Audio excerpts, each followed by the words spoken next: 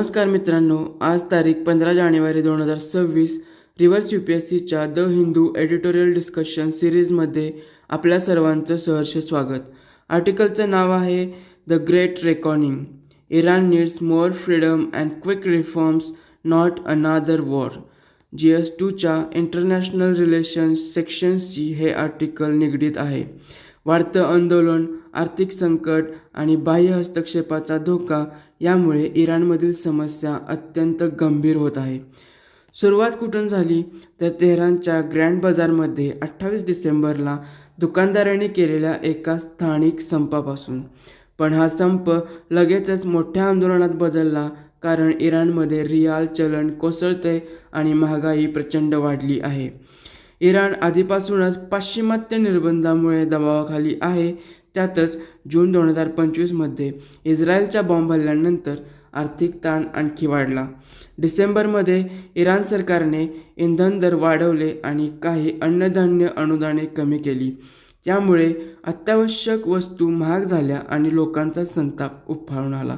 पुढे आंदोलने हिंसक झाली आणि मग राज्याकडून कठोर दडपशाही झाली.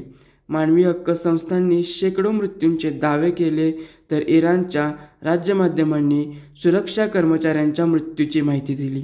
पण या संकटाचं वेगळेपण काय? इथे फक्त अंतर्गत असंतोष नाही, तर त्यासोबतच बाह्य हस्तक्षेपाचा धोका देखील वाढतोय. 13 जानेवारीला अमेरिकेचे अध्यक्ष डोनाल्ड ट्रम्प यांनी आंदोलकांना इराणच्या संस्थांवर ताबा मिळवा असं म्हटलं आणि मदत येत आहे असा संकेतसुद्धा दिला. आता हे धोकादायक का आहे?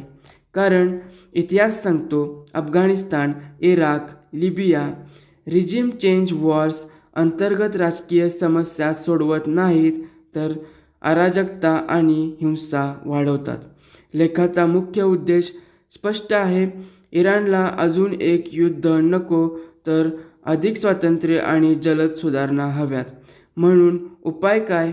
तर बॉम्ब हल्ले नाही, तर संवाद, सहभाग आणि अर्थपूर्ण सुधारणा यासाठी आंतरराष्ट्रीय दबाव.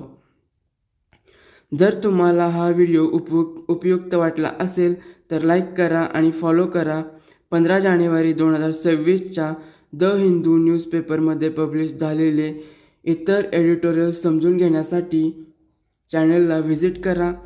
या आर्टिकलची विस्तृत मराठी नोट आमच्या टेलिग्राम चॅनलवर डाउनलोड करू शकता. लिंक डिस्क्रिप्शनमध्ये आहे. धन्यवाद.